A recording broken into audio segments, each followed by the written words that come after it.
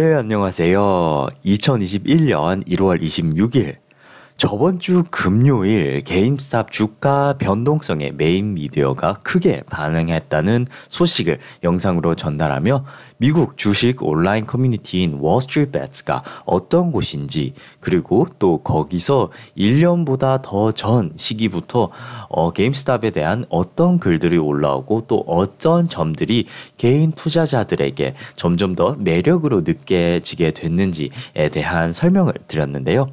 요 며칠 또 정말 원탑 이슈로서 지속이 되며 이제는 전 세계의 관심을 받으며 주가는 오늘 애프터장 마켓에서 209불로 마무리가 된 이 상황에 이 상황이 너무나도 흥미롭고 또 실시간으로 일어나는 쩐의 전쟁이라고 해야 될까요? 이런 상황에 어떤 중요한 포인트가 있었고 또 만약 이번 주 금요일까지 주가가 200불 이상을 유지한다면 콜옵션 청산이 어떻게 이루어지고 또 그것이 주가 영향에 어떤 예측이 되는지 간략히 전달할까 합니다. 금요일 영상에 또 말씀드린 것처럼 오늘의 영상도 재미 위주로 들어주시면 좋겠습니다.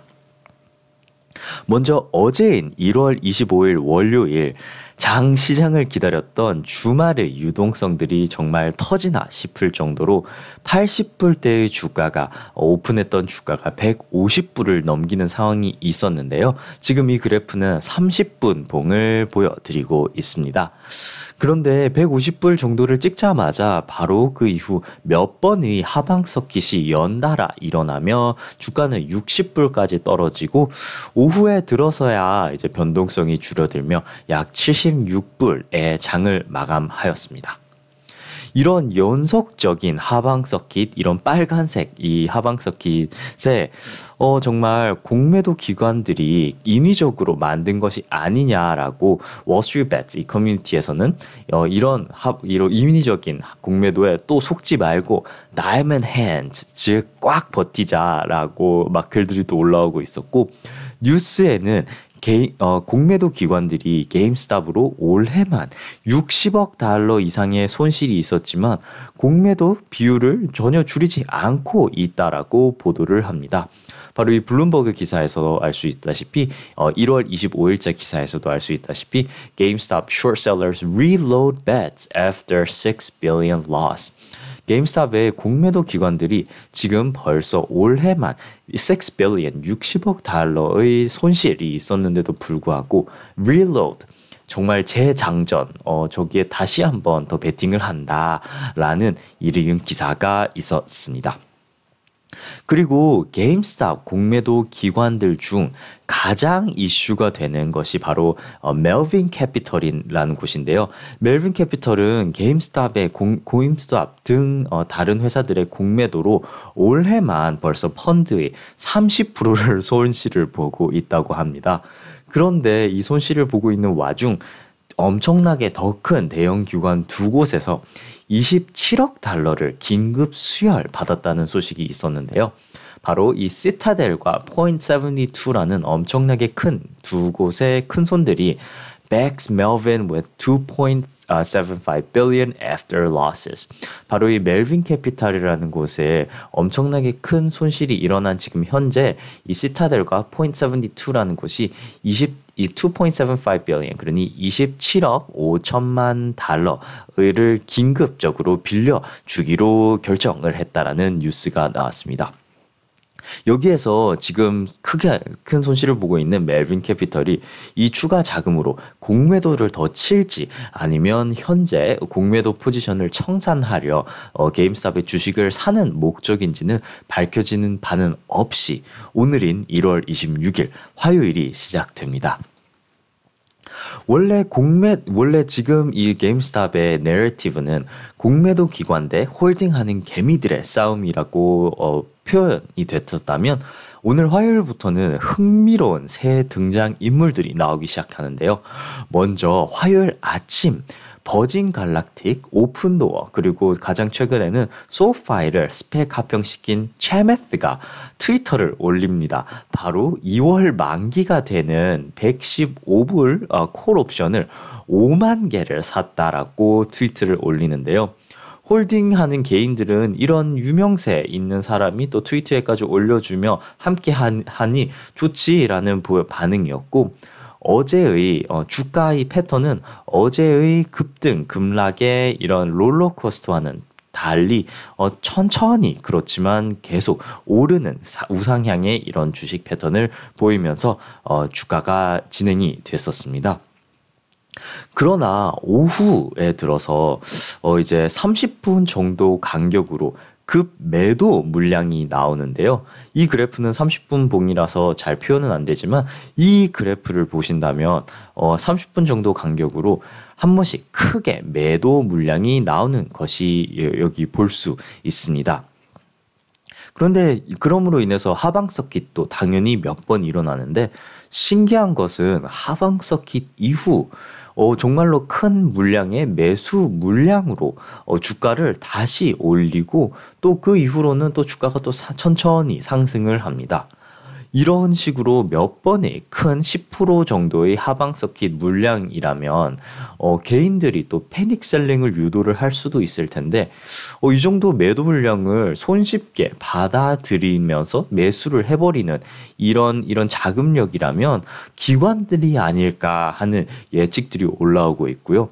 또 멜빈 캐피털이 지금 27억 달러 긴급 수혈 소식을 밝혀졌는데, 이 소식에 기관들이 홀딩하는 개인 이 투자자들에게 힘을 실어주며, 또 나중에 같이 멜빈 캐피털의 자본을 또 다 같이 먹고 더 나아간다면 어찌 보면 경쟁사인 멜빈 캐피털을 파산시키려고 하는 이 목적으로 개인 투자자들의 이제 함께 하는 기관들이 생긴 것이 아닌가 하는 정도의 이 하방 서킷마다 큰 매수 물량으로 주가를 회복시키는 이런 상황이 일어나는 하루였습니다. 그렇게 하방 서킷을 다 견디고 92%의 상승, 주가 상승으로 147불의 주가가 마무리를 했는데요. 또 웃긴 것은 얼마 안 돼 새로운 또 등장인물이 나오는데, 그것은 바로 일론 머스크죠. 일론 머스크가 오후 4시 8분에 트위터로 월스트리트배츠 이 커뮤니티에 대한 링크와 함께 게임스ton크라는 아주 짧고 간결하지만 임팩트 있는 트위터를 올립니다. 머스크는 오전에 발표했던 차마스와는 달리 직접적인 포지션 언급은 없는 것 같지만, 이 이슈를 정말 파급력 있게 전달하는 것은 또 머스크만큼 있는 파급력이 있는 사람은 또 없지 않나 싶은 것은 확실한 것 같습니다. 그렇게 애프터마켓에서는 정말 오늘 하루 오른 게 얼마인데도 또 몇십 프로가 오르며 최고는 250불까지도 근접을 한 상황이었고, 또 주가는 오늘 209불로 그렇게 애프터장까지 마무리했는데요. 또 내일 그리고 이번 주 어떤 뉴스와 어떤 등장 인물로 지금 현재 일어나고 있는, 어떻게 보면 일생일대 한번 일어날까 말까 하는 이런 스토리가 또 전개가 될지는 정말 흥미로운 것 같습니다. 마지막 두 가지로 이 S3 애널리틱스 firm에 의한 이 공매도 물량에 대한 소식을 1월 26일자 January 26에 대한 소식을 간단히 전략하려고 하고, 그것은 바로 아직 공매도 비율이 시장에 유통되고 있는 이 주식 수 비율의 139% 이상이나 된다고 발표가 되었습니다. 이 피겨를 보자 하면 아직까지 제대로 된 공매도의 숏 커버링이 일어나기도 전이고, 그런데도 불구하고 지금 순수한 매수에 대한 모멘텀과 개인들의 이 홀딩, 보유자들의 홀딩으로 이런 주가 상승이 일어나고 있다는 게 신기하게 느껴지고요. 그리고 만약 이번 주 금요일 주가가 200불 이상으로 마무리된다, 그러면 저번 주 금요일처럼 모든 콜 옵션이 in the money, 즉 모든 콜 옵션이 행사가 가능해집니다. 여기 이 게임스탑에 대한 옵션들의 스트라이크 프라이스인데 지금 이번 주 금요일 날 만기되는 콜 옵션의 스트라이크 프라이스는 바로 200불로서 오늘 이 애프터장에 마무리된 가격으로는 이 지금 모든 시중에 있는 모든 콜 옵션들이 다 인더머니 행사가 가능해지는 이 수준에 이르게 됩니다.